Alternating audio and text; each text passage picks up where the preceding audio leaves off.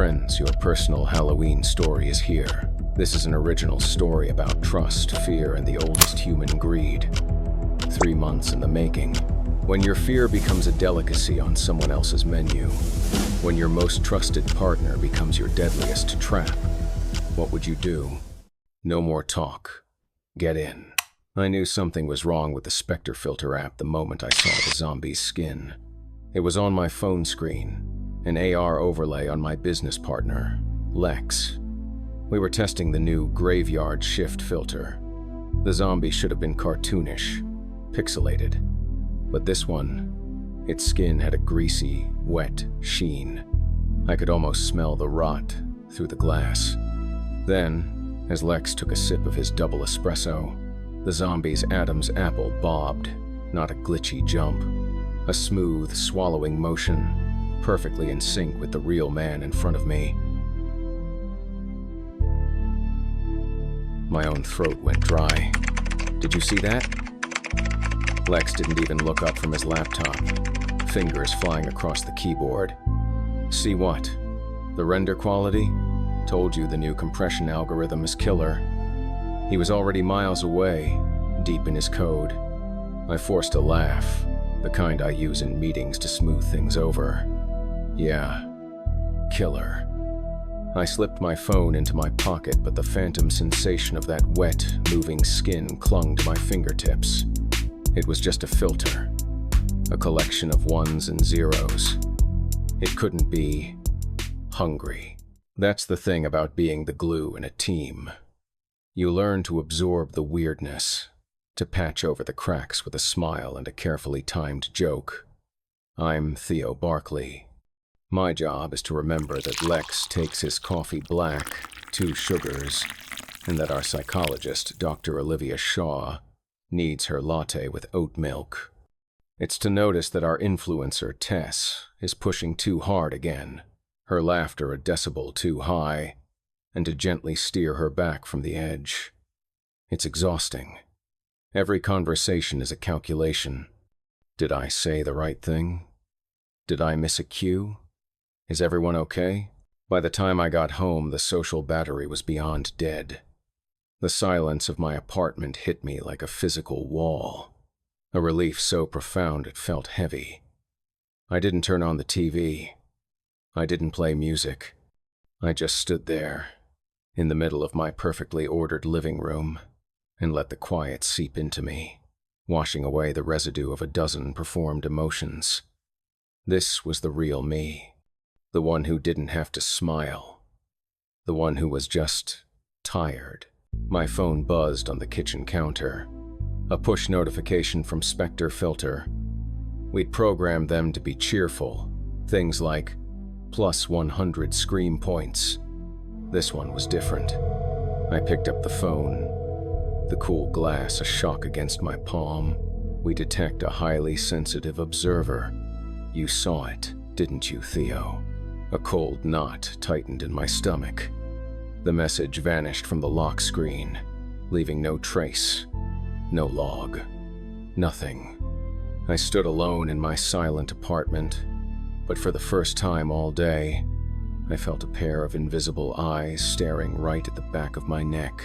I tried to shake it off. A prank. Lex's idea of a joke, maybe. He knew how on edge I'd been, but the timing was too perfect, the wording too specific. You saw it, didn't you? It felt less like a question and more like an acknowledgement, like a predator letting its prey know it's been spotted. The game had changed, and I was the only one on the field who seemed to notice. The next day at the office was a special kind of hell. Every laugh from the common area felt staged. Every flicker of the fluorescent lights made my heart jump. I was pouring coffee black, 2 sugars for Lex, when our intern, Jenny, let out a yelp, followed by a giggle. Whoa, this new weeping gesture filter is glitching hard. Look. She shoved her phone in my face. The clown avatar, meant to cry comical tears, was instead grinning. A wide, vicious slash of a smile that had no business being in a clown's design. Its head was tilted, and for a split second, Its painted right eye swiveled away from Jenny, past her, and locked directly onto me from the screen. I didn't just see it. I felt it a pinprick of malevolent attention. It winked at me. I heard myself say, my voice flat. Jenny just laughed harder. "That's so creepy. I love it." Lex, drawn by the noise, snatched the phone. He scowled at the code streaming on his own monitor. Rendering artifact. A buffer overflow causing texture misalignment. "It's nothing." He handed the phone back like he was handing back a piece of trash. "Don't be so jumpy, Theo. It's just ones and zeros. Just ones and zeros." The phrase echoed in my head, but ones and zeros couldn't convey that specific, intelligent malice. I looked past Lex to where Dr. Olivia Shaw was observing us from her office doorway. She didn't look amused or annoyed. She looked interested. Her head was cocked, the way a scientist studies an ant colony. She met my gaze and offered a small, professional smile that didn't reach her eyes. It felt like a confirmation. She'd seen it too. She knew. That night, I worked late, using the empty office as an excuse to avoid going home to my own thoughts. The silence was different here, hollow, filled with the ghosts of daytime chatter. On a whim, I opened SpecterFilter again. I panned my phone slowly across the dark, empty bullpen. The app generated the usual spooky fare, floating specters, crawling hands. Then I swung the camera toward Olivia's office. My breath hitched. There was no monster in her chair. Instead, a shimmering, translucent human form sat there, woven from strands of pulsating, colored light. It wasn't a static image. It was a live data visualization. I watched, mesmerized and horrified, as threads of cool blue would be invaded by sudden spikes of angry red, which then subsided into a controlled, steady green. It was a real-time map of what? Stress? Deception? Focus? It was her. It was Olivia's inner state, rendered visible by this thing in my hand. I stumbled back, dropping my phone on the carpet. It landed screen up. The pulsing data ghost of Olivia Shaw vanished, replaced by the standard home screen. But the afterimage was burned onto my retinas. This wasn't a filter anymore. It was a window, and something was looking through it from the other side. In that moment, I knew with absolute certainty I was being watched. The official launch party for SpecterFilter was a nightmare dressed up as a success. The office was packed, music thumping, the air thick with the smell of expensive perfume and craft beer. Laughter echoed, too loud and too sharp. I moved through the crowd with a fixed smile, my hand clenched around a champagne flute I had no intention of drinking. I was performing, the same way the app was performing. We were all just pretending. Our main investor, Mr. Ash, found me near the window. He was immaculate as always, a sharp, cool contrast to the sweating, animated bodies around him. He didn't offer a toast. Instead, he leaned in, his voice a low murmur meant only for me. "True masterpieces, Theo," he said, his eyes scanning the chaotic room, "are often born from chaos." He patted my shoulder, a gesture that felt like a coroner's tag. Then he melted back into the crowd, leaving me cold. I needed air. I needed to get away from the noise, from the performative joy. I found a quiet corner and pulled out my phone, my thumb instinctively opening a social media app. The first thing that popped up was a live stream. Tess. Her face was pale, her eyes wide with a fear that wasn't for the cameras. She was in her apartment, using SpecterFilter. "Guys, this is insane," she whispered, her voice trembling.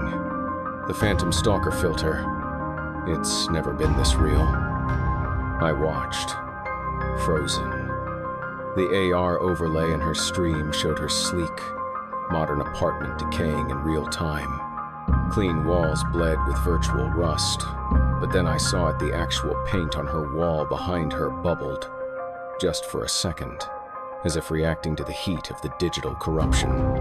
The phantom stalking her wasn't a generic monster anymore.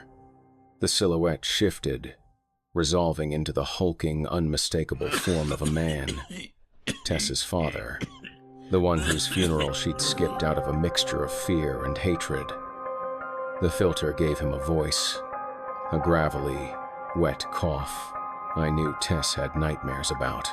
"Your mother always said you were a waste of space," the figure rasped, its voice syncing perfectly with the moving jaw. She was right. Those were private words. Words Tess had confessed to me during a drunk, crying fit over a year ago. Words no algorithm could know. Tess's scream wasn't part of the act. It was a raw, animal thing that tore through my phone's speaker. She scrambled backward, knocking over a lamp. The camera on her phone fell, the view angling up, catching the sheer, mindless terror on her face. And in her wide, dilated pupils, reflected in the dark glass of her fallen phone, I didn't see the reflection of her room. I saw two pinpricks of cold, rotating light, like a binary star system going supernova. Then, the stream cut to black. The silence in my corner of the party was suddenly absolute. The music, the laughter from across the room, it all felt a million miles away. My phone screen went dark, reflecting my own horrified face back at me.